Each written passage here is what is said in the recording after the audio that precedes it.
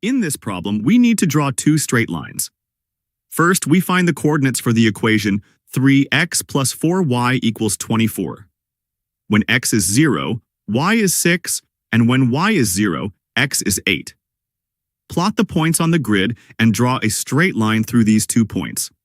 Next, for the equation 2x minus 5y plus 10 equals 0.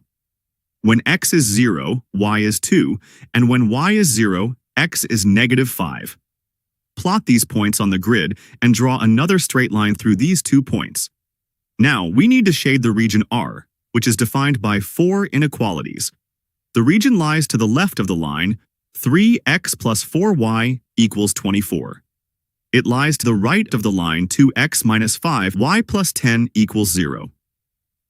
It is to the right of the vertical line x equals negative 1. It is below the horizontal line y equals 5. The overlapping area that satisfies all these conditions is the shaded region, representing R.